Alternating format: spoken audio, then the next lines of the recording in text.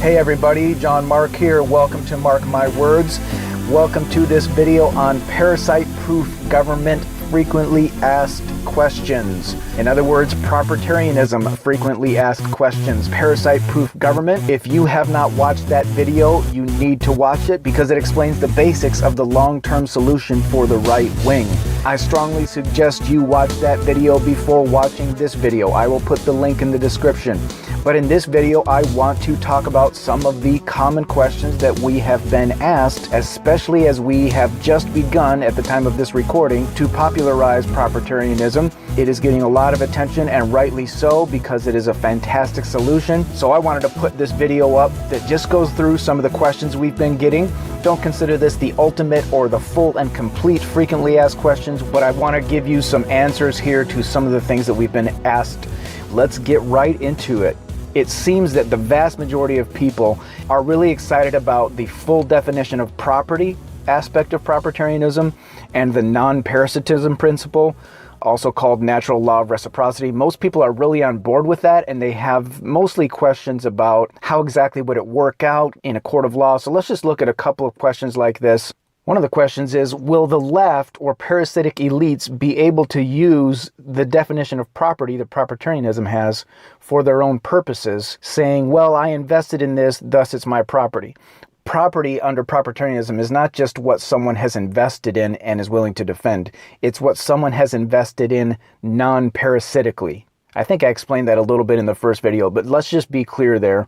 These changes to law under propertarianism will prevent the left and anyone else, parasitic elites or anybody, from being damaging, from being parasitic. Now, everyone, including a person who's a leftist, say there's Sally Democrat, if she suddenly found herself living under propertarianism, she could use propertarianism to defend her property, of course, if it's a legitimate property claim and defense.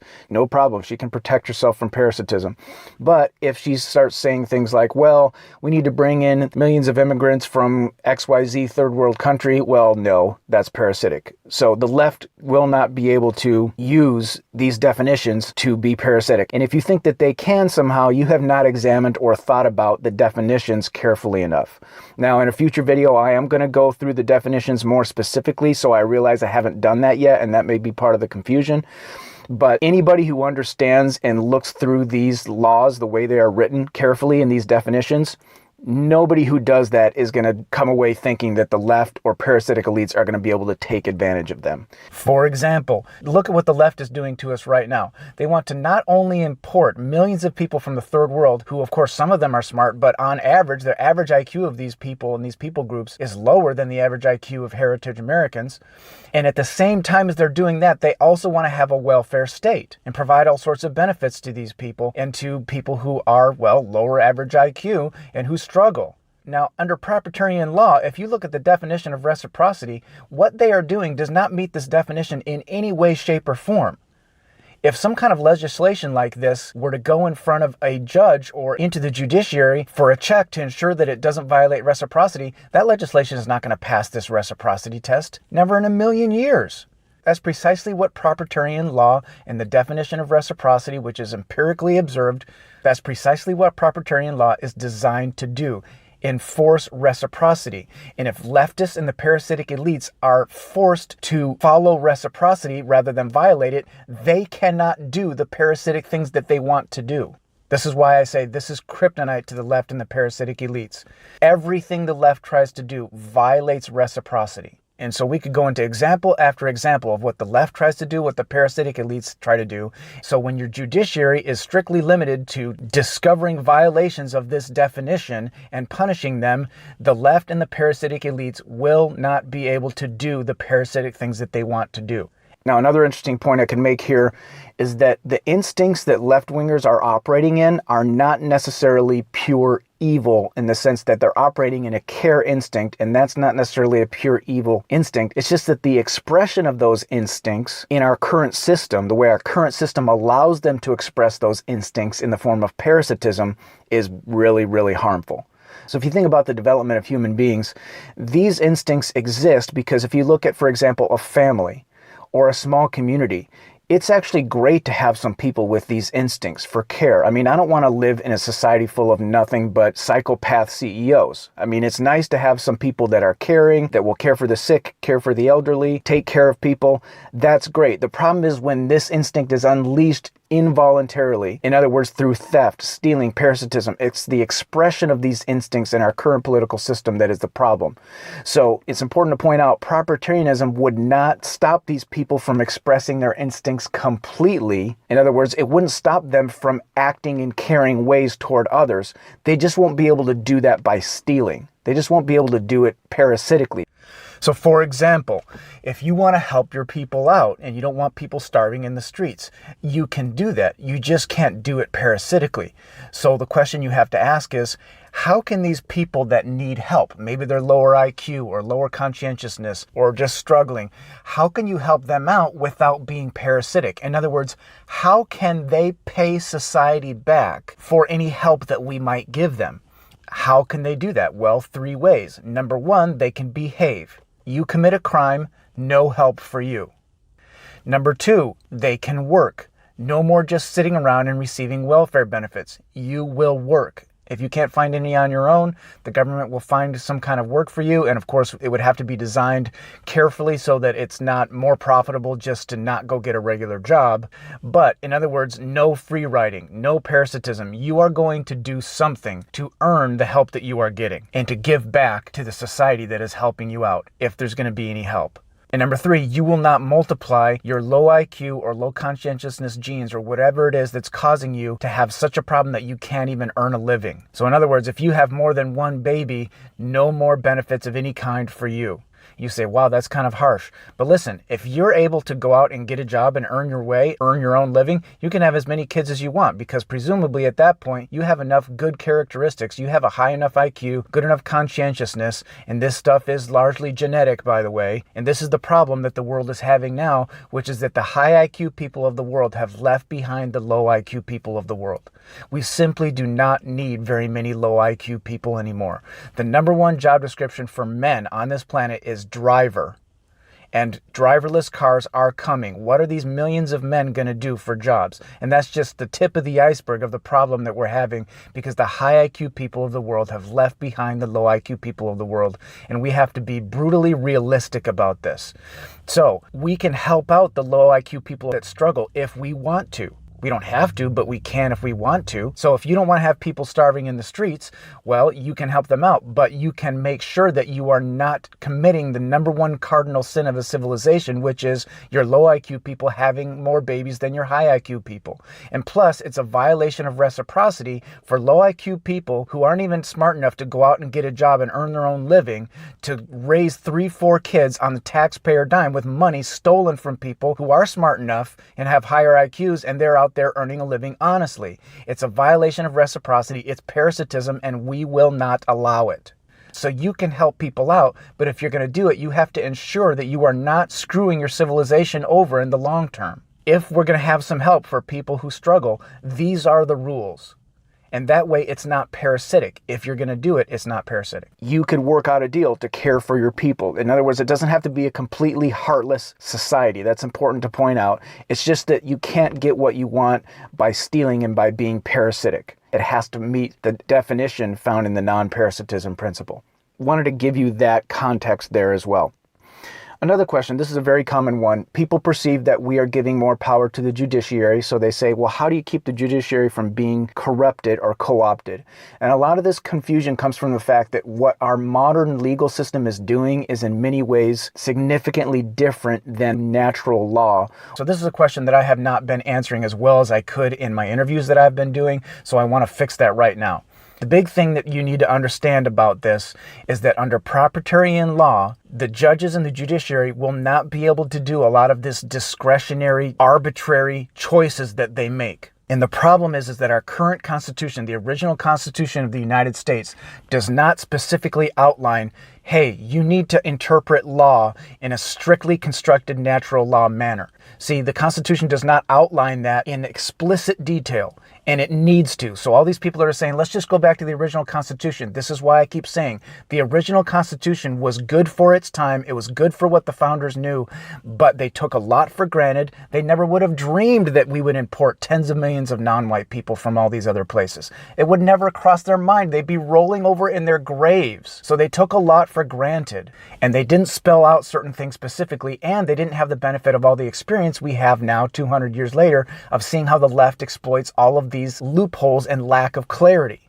So what we'll have in the Propertarian Constitution, in a new and improved Constitution that completes the founders' vision, what you'll have is a very strict, very specific, impossible to misinterpret instruction of how law is to be interpreted. So Kurt Doolittle gives a good explanation here. The natural law of reciprocity exists and is universally observable and testable both logically and empirically. We don't decide it. In other words, there's no arbitrary decision-making involved when you're enforcing natural law of reciprocity. The definition of natural law of reciprocity is very simple. It's 4 or 5 bullet points. If you can memorize the Pledge of Allegiance and recite it, you can memorize this and understand it. It is not rocket science.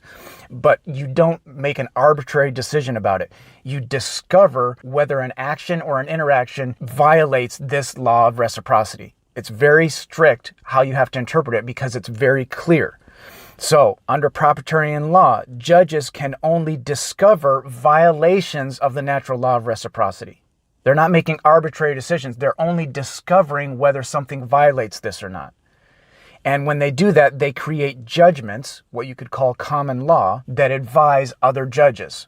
So this Propertarian law would return us to common law, would return us to natural law of reciprocity, and it would not allow all this arbitrary decision-making that we are accustomed to in our modern system of law, which is why we have leftist activist judges making these arbitrary decisions and making excuses for it, fancy-worded excuses. This cuts all of that garbage out. So when we produce legislation and regulation, we can do that by design. It's not just discovering. We can say, well, we want to have this policy or that policy, or we want to do things this way or that way.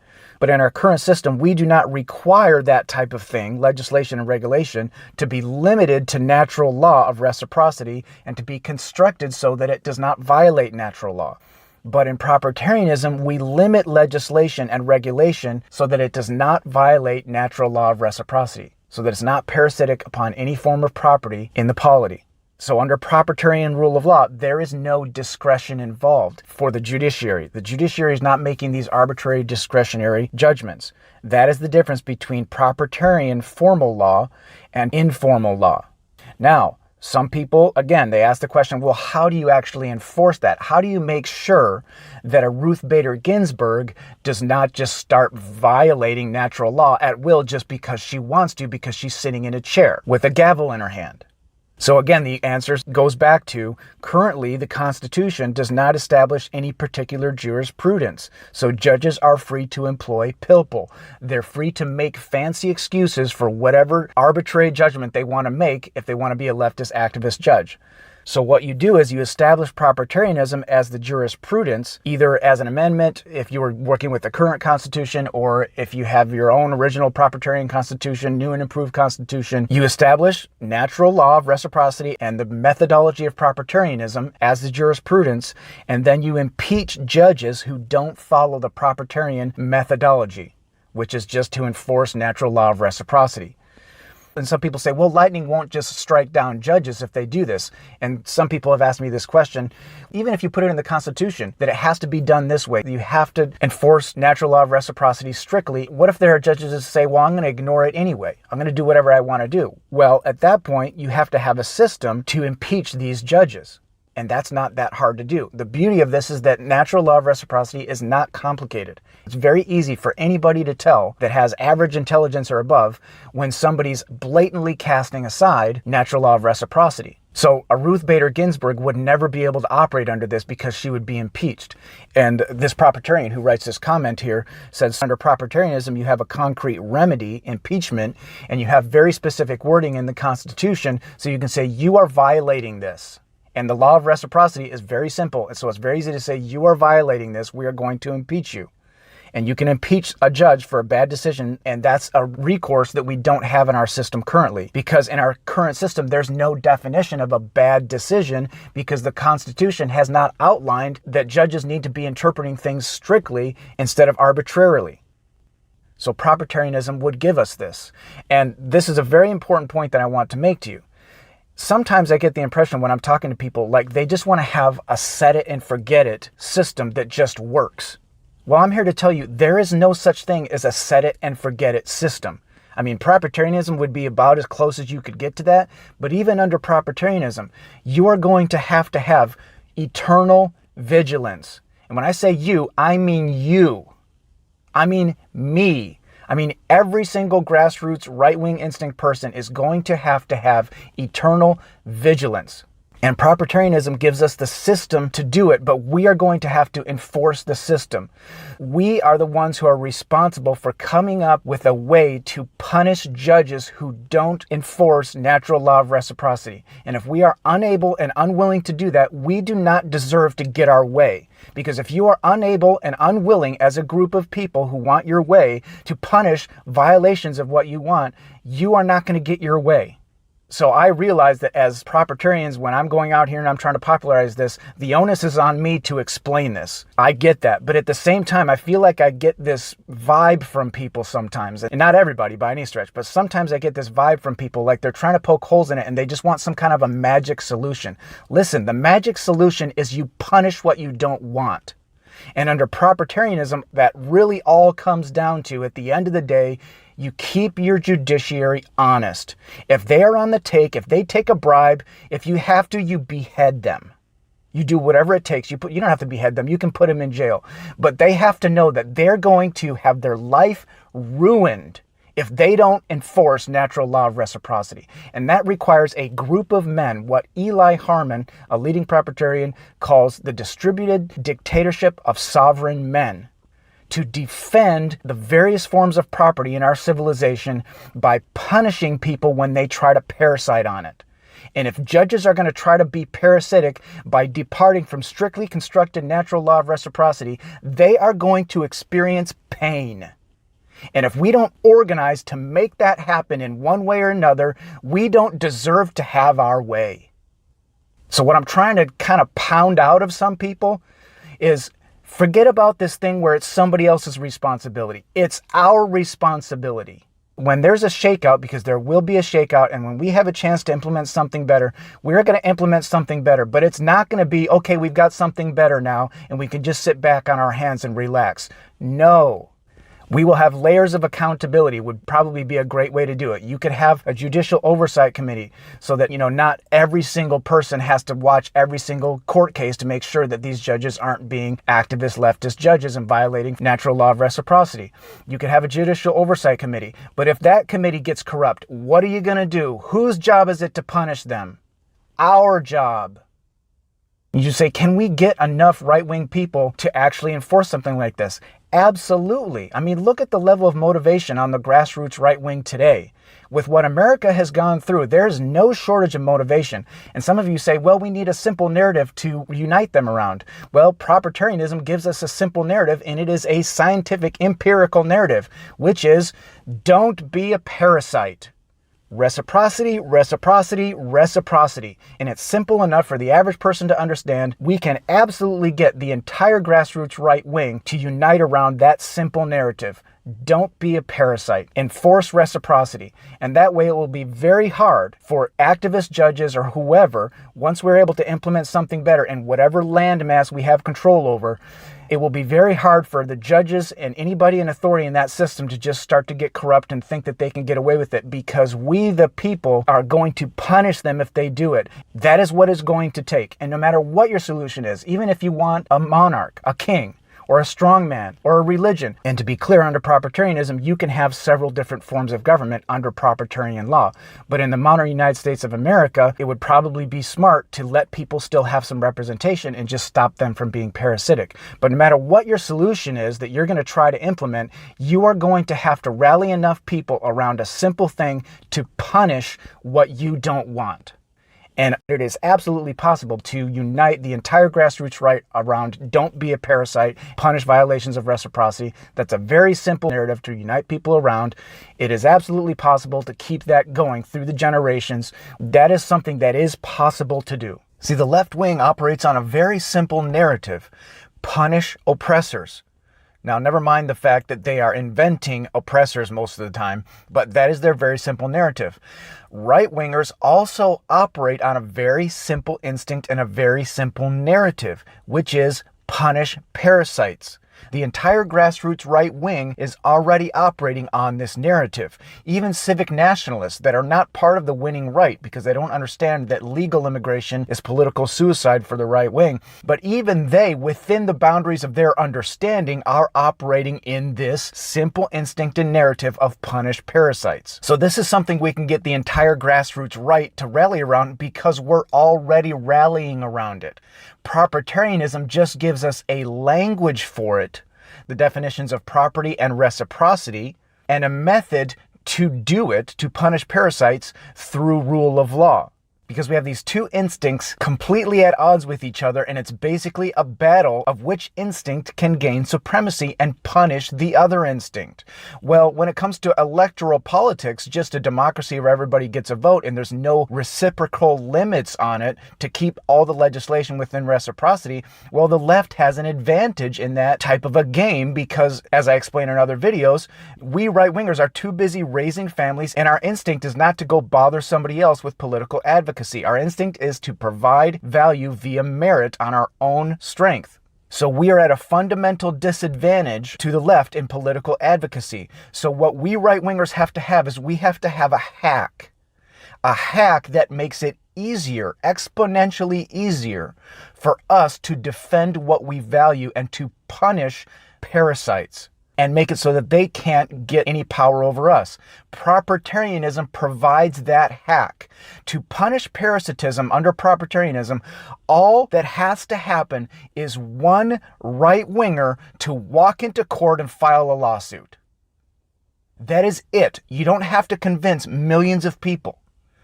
All you have to do is file a lawsuit and demonstrate this is a violation of reciprocity. That is all that needs to happen. It makes it exponentially easier to punish parasitism, and it cripples that strength of the left wing, which is they have more energy and time and motivation for political advocacy than we do. It renders it moot. If you wrap your head around this, folks, this is why I say this is pure genius. It makes it profitable to prosecute parasitism. Think of Nick Sandmann suing the Washington Post for $250 million. Because even right now in the United States, the libel laws are such that it makes it at least worth it for him to file that lawsuit. But propertarianism expands our ability to defend ourselves against violations of reciprocity in any way, shape, or form. Any type of parasitism that the left tries, all we have to do is walk into a courtroom and punish them. And obviously, under propertarianism, Nick Sandmann's suit would win. It's this Nick Sandmann suit writ large across all of society. Any violation of reciprocity, we can make them pay for it and profit from it. And they will learn very quickly not to try it anymore. That's the genius of this thing. This is our hack. It makes it very relatively low effort to punish parasitism. Whereas right now, we're trying to win elections and they're importing non-white people to vote left faster than we can count them, and they're lying with impunity and all of this. Propertarianism nips that in the bud by simply saying, hey, if a public figure is lying to you, walk into court and sue them and you will win. If somebody's trying to advocate for parasitism or violate reciprocity, walk into court and sue them and you will win. And not only will you get rich, but they will be ruined and the parasitism will be crushed. And again, obviously at that point, everything hinges on keeping your judiciary clean, and we can do that. We'll have a lot of energy to do that because we won't be fighting this multi-front war where we're trying to win elections and win a culture war in an environment where lies can be spread so easily, because people will be sued if they try to lie publicly about these things. And they will lose and they will shut their mouths. It makes our job as right-wingers exponentially easier. It's impossible to even measure how much easier it will make our job as right-wingers to suppress parasitism. Now, if you think you can come up with a better plan than that, go ahead, be my guest, but you won't. Even if you're the consummate right-winger who wants to punish parasites and I make you king, how are you going to spread yourself out and cover the scale and the sheer number of parasitism attempts that happen in a country of millions and millions of people? Well, you're going to have to make laws. Okay, so how are you going to make the laws? You're going to make them arbitrary? You can't do this, you can't do that. Okay, what if your arbitrary laws miss something? What if somebody innovates a form of parasitism that your laws have not captured? Why not just do it the propertarian way, which is say the judiciary must enforce reciprocity? Bam! That covers all eventualities of parasitism that are present now or that could be innovated in the future. So even if you're a king, you have to put something like this in place anyway if you want to punish parasitism at scale. Even if you're a religion, you have to put something like this in place if you want to punish parasitism at scale.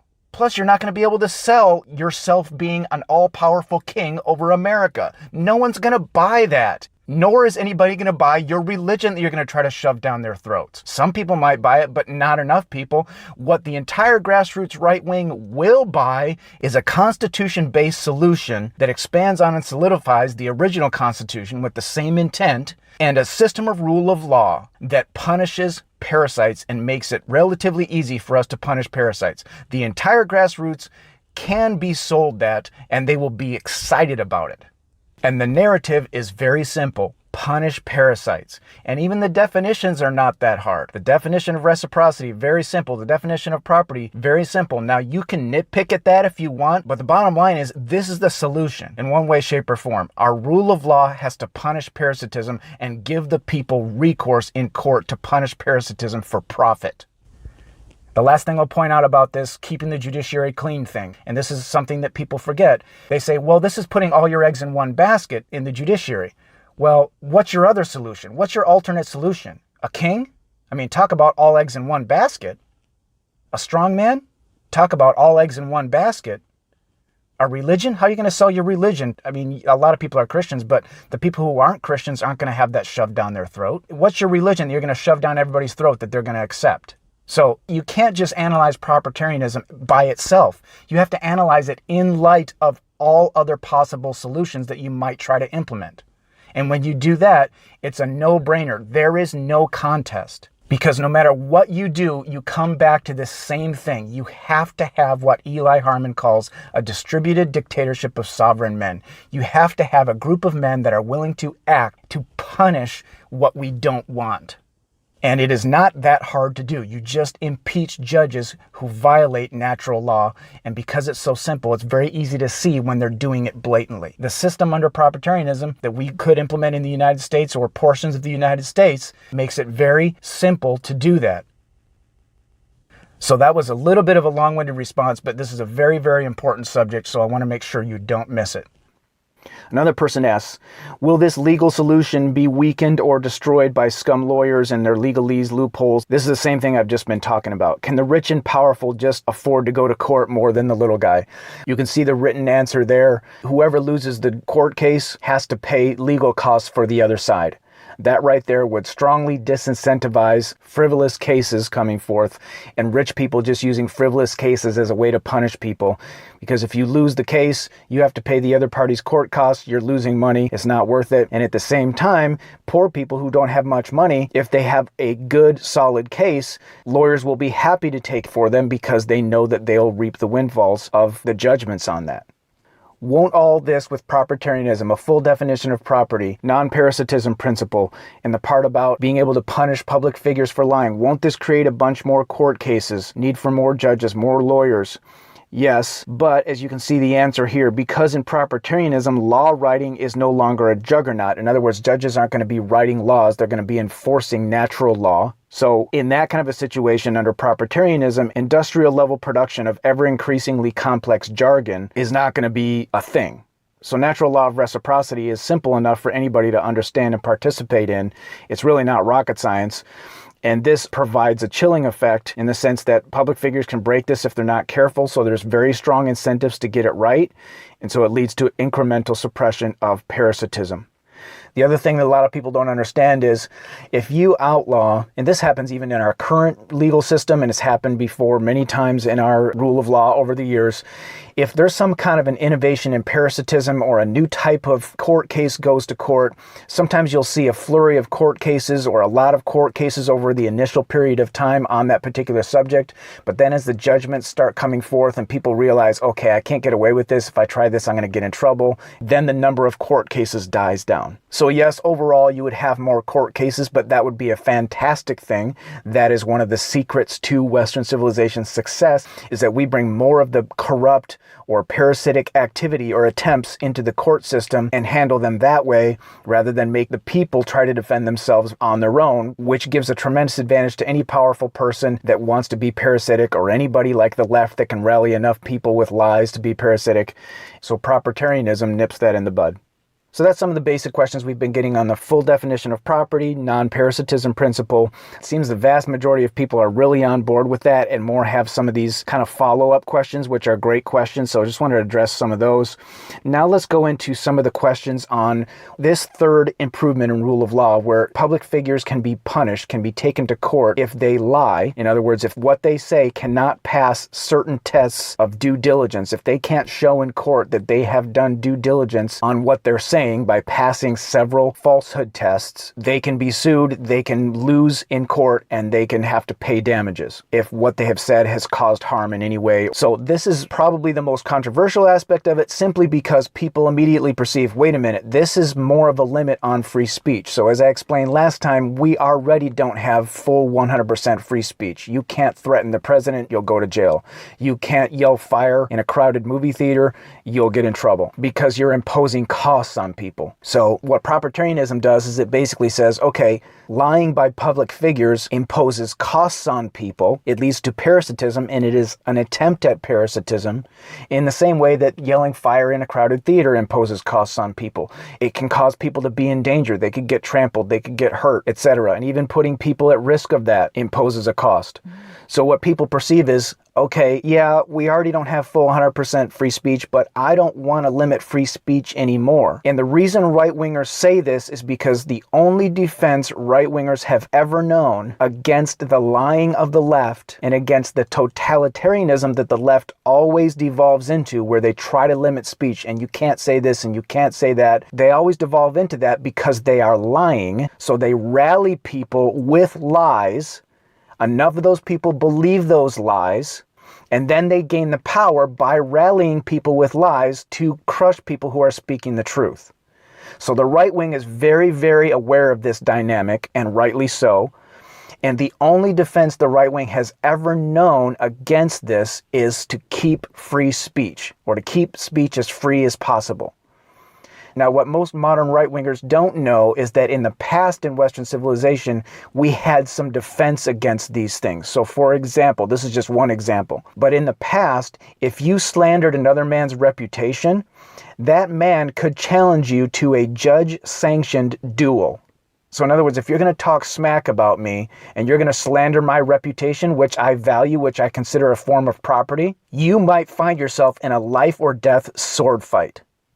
So under that, obviously that puts a chilling effect on people just running their mouths about other people, because you could find yourself in a life or death sword fight. So most people don't want to be put in a life or death situation. They're just going to keep their mouth shut because it's not worth it.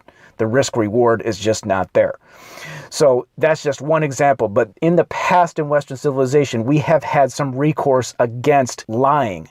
But in the modern era, we are not accustomed to that. We modern right-wingers, all we know is the mass industrialization of lying via mass media, and the only defense we have against it is free speech. And that's because our rule of law could not keep up with the advantage that the left gained by being able to lie at mass scale with the inventions of the technology of mass media. Our rule of law just couldn't keep up with that. We didn't know how to do it.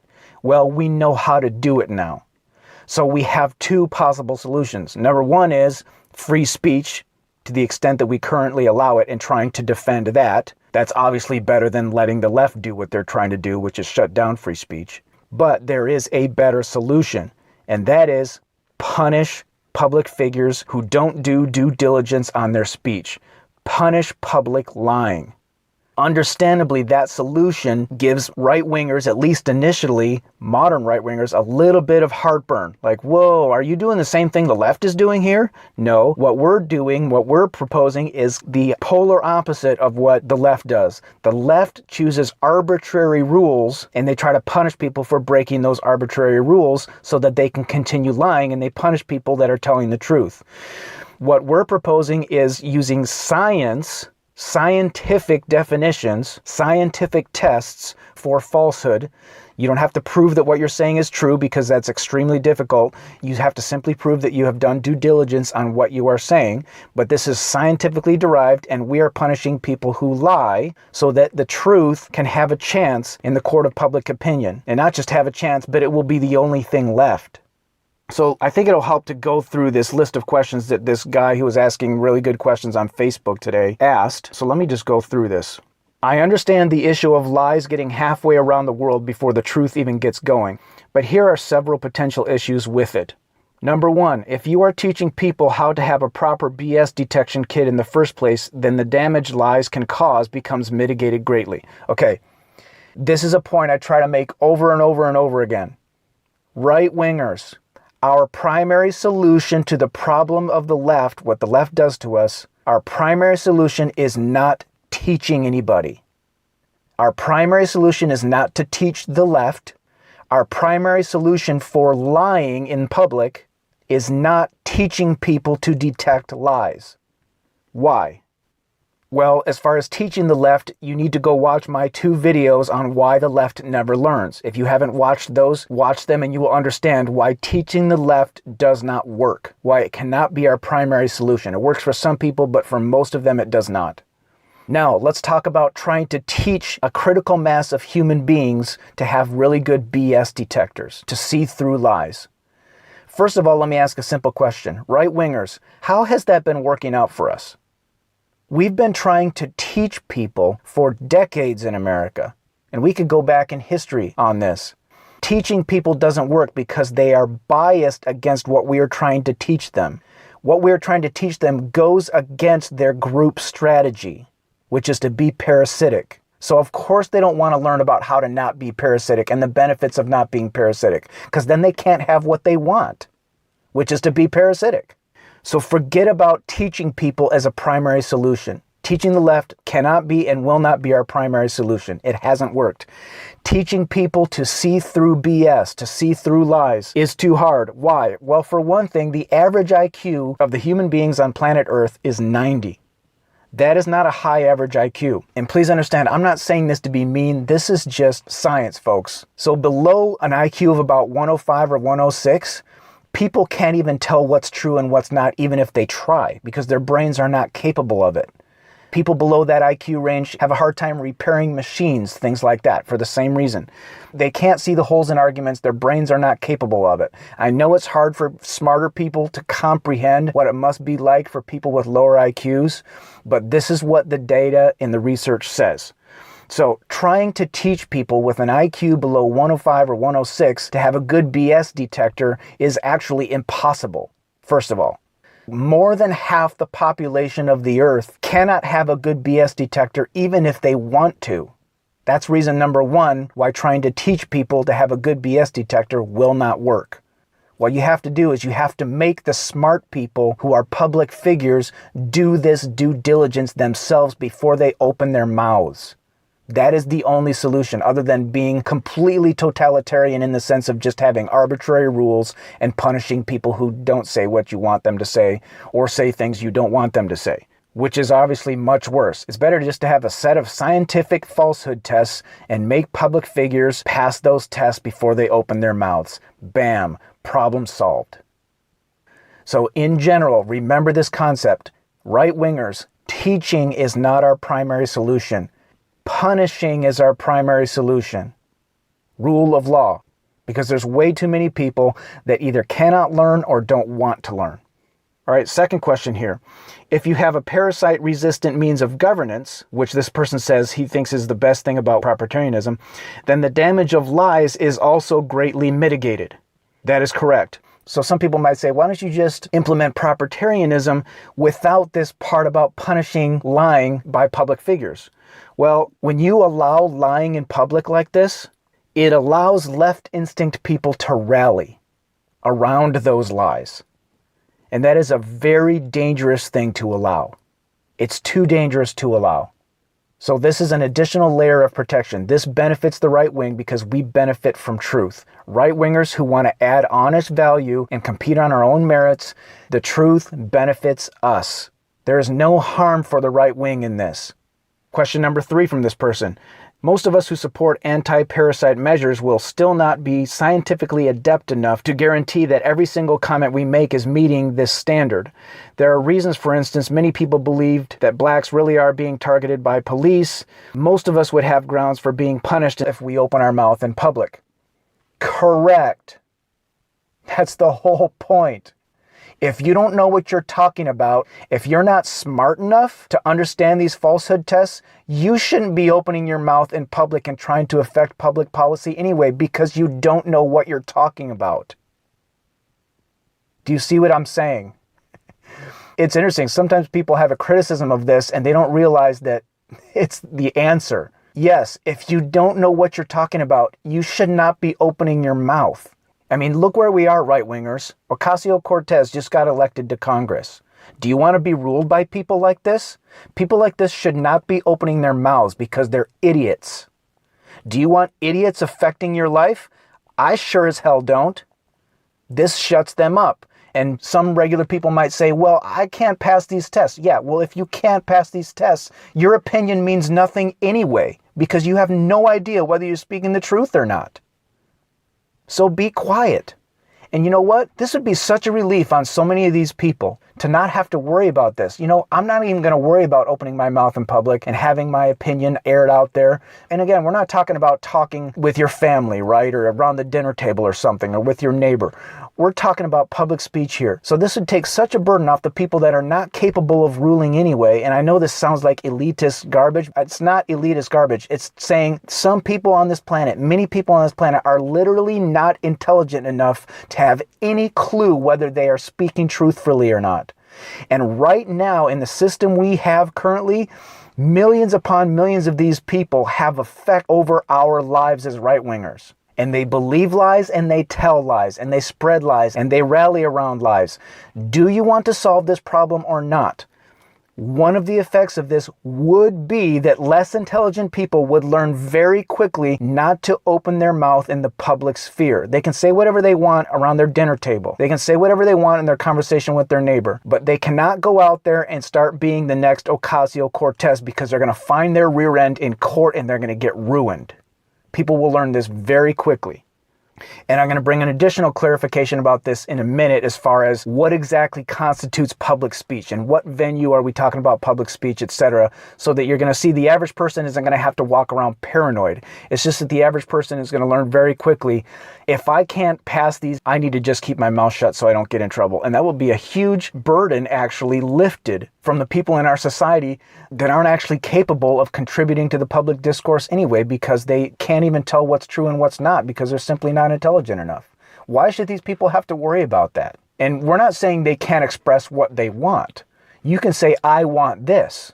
You can get what you want by negotiating. You just can't get what you want by lying. And of course, the less intelligent people can have advocates in government that are intelligent enough to know how to pass these tests and can advocate for these people without engaging in lying or parasitism.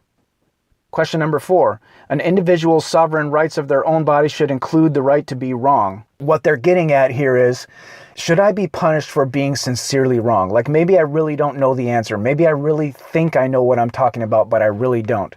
Again, if you have not done your due diligence and you don't know what you're talking about and you don't know how to speak in such a way where you're not making false claims, your mouth needs to remain closed. It doesn't matter what your intention is. It doesn't matter whether you intend to be wrong or not. What matters is whether what comes out of your mouth passes these tests. That's all that matters. The rule of law is not going to try to judge what you meant or what your intention was. It's going to judge what you said and whether it passes those tests. And somebody might say, well, it's not morally wrong to be sincerely wrong. Well, being sincerely wrong, even though you don't mean to be wrong, is not morally neutral. Being sincerely wrong, even though you don't mean to be wrong, can cause a lot of harm. It can result in parasitism. It can result in all sorts of problems. Say you're an engineer that's designing the Golden Gate Bridge and you say, well, I didn't mean to be wrong, but I was wrong. Sorry all those cars fell into the sea. Yeah, that's not going to cut it. We're designing a society here. We're designing a government. We're designing commons. We're creating things together. We're not going to be wrong. And if you don't know how to keep yourself from being wrong, just keep your mouth shut. If you can't keep your mouth closed long enough to be basically right, or at least know how to speak in such a way where you're not making false claims, if you aren't able to do that and you're not willing to do that, then you shouldn't be opening your mouth, because if you open your mouth, you're running the risk of causing harm to people around you. Question number 5. The better way to tackle this issue is through more speech and simply not allowing censorship. Your methods are too anti-liberal to be compatible with the way people in the West really want to live. Okay, first of all, yes, these tactics are very, very intolerant. Very, very intolerant of lies. Very, very intolerant of parasitism. Correct, it is not liberal in that sense. Now, as long as you don't lie, as long as you just negotiate with others and add something of value, as long as what you're doing meets the non-parasitism principle requirements, and as long as what you're saying meets the requirements, that's great. Go ahead. You're free to do what you want as long as it meets those requirements. But this person is claiming most people don't want to live this way. Well, yes, there are a lot of people that don't want to live this way and wouldn't want to live this way. They're called leftists. And I don't care what they think anyway. I don't want to live around them anyway, unless I'm completely in charge of them and they have exactly zero power over me, which is what this would accomplish. Now he says, well, they'll rebel against it. Well, if they didn't rebel against it, we'd be doing something wrong. Either we separate from the left, or they have to live by these rules. And if they can't live by these rules, they can leave. People in the West don't want to live this way. Well, that's not true. Most right-wingers do want to live this way. They want to live according to the truth. They want to speak the truth. They want to live according to their merits. They don't want to be parasites. They don't want to lie. They'd be happy to have the courts being used as a mechanism to shut the mouths of lying leftists. Of course, the leftists don't want that, but who cares what they think anyway? Number 6, we already have a big enough problem of people not being able to solve their own problems and relying on courts for petty issues. This is just going to gum up the courts. The courts are already overburdened. I think I already answered that pretty well. You're going to have an increase in the number of court cases, and there will be in general more court cases, but that is a good thing because it means we have recourse for things that we did not have recourse before. But in general, you'll see at the beginning a big increase, and then it will slow down significantly after a while as people realize, okay, I can't get away with this. This is how things are going to go for me. I'm going to get in trouble if I do this. So again, I need to point out, more free speech, the free speech tactic has failed, folks. It has failed because of mass media and because there's way too many people that want to believe the lies that the left tells. When you say free speech, all I hear is liars winning. And if you think free speech has worked, take a look around you. You complain about the left censoring people. You know why the left is censoring people and getting away with it? You know why they're able to do that? Because they rallied and rallied and rallied huge numbers of people with lies. They would not be able to do that under propertarianism. They would never even get their foot in the door. Free speech is a failed strategy. Free, truthful speech is the only solution that will work in the era of mass media.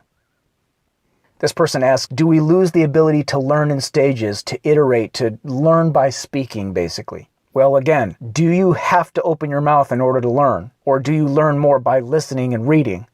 Kurt Doolittle adds an important distinction here. You do have the freedom to question. You can ask a question. You do have the freedom to publish things that are not false claims. See, I think some people have the impression that you can't ever say anything that you don't know is 100% true. That's not the case. You can question. The problem comes when people start making assertions, when they start making claims. So, for example, you can do all sorts of research and talking and conversing about, say, climate change. But as soon as you cross that line into Al Gore territory, where you say, we have 10 years left before XYZ disaster, and then 10 years later when it doesn't happen, you get right up and you have the gall to say the same type of things again. That's where you run into problems, is making truth claims. So people will learn very quickly. A lot of it is just saying, hey, this source says that. This source says the other. In my own experience, XYZ, instead of making truth claims. Another classic example, the left always says, well, black people make less money on average than white people in America, so there must be racism. That's a truth claim. That's an assertion, and it's not going to hold up in court because it's not even bringing the 2 or 3 obvious other factors into it that would come out in court, namely average IQ of these 2 different groups and the fatherlessness epidemic in the black community. But you could stand up and say, racism by white people against black people could be one of the factors. I believe it is one of the factors. And we also have to consider other factors. Well, that's totally different. But see, that takes the wind right out of the leftist sails if they have to speak like that. It takes a minute sometimes for people to wrap their heads around that this is not some kind of rule against even talking about something. Here's an interesting one. Making propertarian government too incompatible with liberalism. This is back to people want to live more liberally than this, etc. If there's a successful revolution, the country could be split up. Well, this is a whole nother discussion, and I'm going to go into this in a future video. What are the options? What could happen in a situation like that? You could have America split up into different countries or different regions where there's different rules. I can tell you what would happen in the place where testimonialism is implemented fully. It would very quickly become the highest quality of life place on planet Earth, and it would be the #1 most in-demand place for businesses to domicile and run their businesses out of. And that place would get so rich so fast it'll make your head spin because of the legal protections against parasitism that it would afford, and even against speech that allows parasitism to get ahead of steam up. If hierarchies become too rigid, they are set up for collapse due to underclass revolts. Well, how does the underclass revolt against a group of people that is enforcing truth and that is enforcing non-parasitism and is forcing people to compete on merit? How would the underclass revolt against that? The only way they can revolt against that is by rallying people by telling lies. And so if you have testimonialism in place and you punish public speakers for lying, they cannot rally. How are they going to revolt if they can't even speak their lies? And again, if the underclass wants to leave and go live somewhere else, awesome. I don't want to live around underclass anyway. Let them leave. Another person says here, would punishing public lying like this have a chilling effect on things like satire? Because the right wing has been very successful with satire and memes and mockery of the left helped Trump get elected and all of this. What I would say to that is, on satire specifically, what the person says has to be believable. In other words, it can't be an obvious joke, etc., in order to be challenged in court. But more importantly, do you want the hopes of Western civilization to rest on a satire war with the left? The only reason the right wing has taken up satire is because the left was killing us with it. And look at all these late night show hosts mocking Trump continually. It's so that they don't have to bring forth truthful arguments about the fact that our interests supposedly don't matter, because they can't do that, so they just mock. Do you really want to try to win a mockery war with the left and have the future of your great-grandchildren dependent on us winning that? And by the way, we're still losing because the left is importing voters faster than we can ever teach them or ever defeat them with mockery. Why are they getting away with that? Because we allow them to lie in public continually.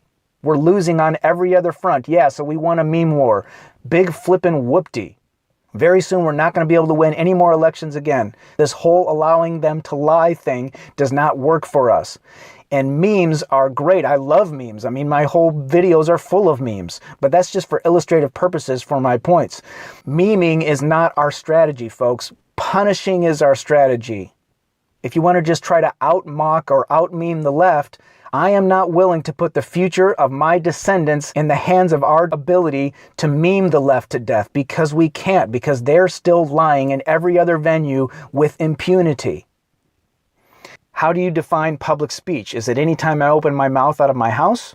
Warranty should be required. In other words, warranty is, are you willing to pay restitution if you're wrong and what you're saying causes harm?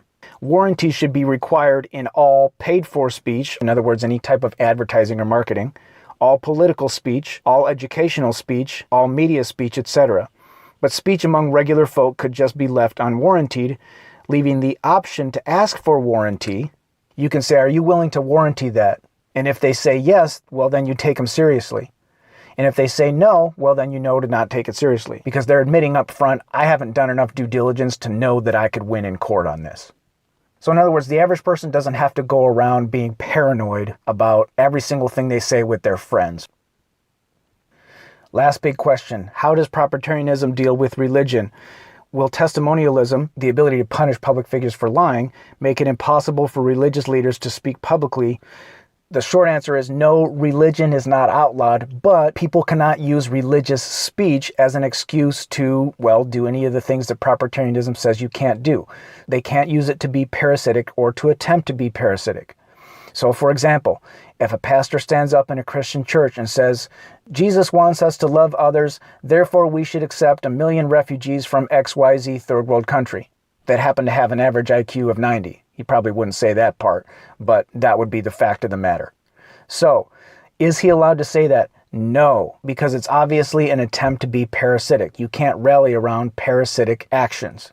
So if you really want to believe in a version of your religion that allows you to be parasitic or to claim the right to impose costs on other people's property, then you can go live somewhere else. And we'll get into this in a little bit more detail as well in the future, but that's the short answer on religion. You can believe in religion, you just cannot use your religion to impose costs on other people's property or to lie in an attempt to impose costs on other people's property. So hopefully this FAQ has been helpful to you. That's all I've got for today. Again, this is not the 100% complete and finished version of FAQs, but at least some initial ones to get you started, to answer some of the common questions we've been getting. And again, I will say, if I happen to have said anything incorrect here, please do not consider me the ultimate teacher of propertarianism. That would be the Propertarian Institute. But hopefully this has been helpful to you. And if I find out after the fact that I've said anything incorrect or inaccurate, I will correct it in the description. Thank you all very much. Love you all. Till next time. How much longer do we want to play trench warfare with the left? How many more times are we going to have to fight this battle? You know what my answer is? 0. 0 more times. This is going to be the last time. And if that doesn't get you excited, I don't know what will.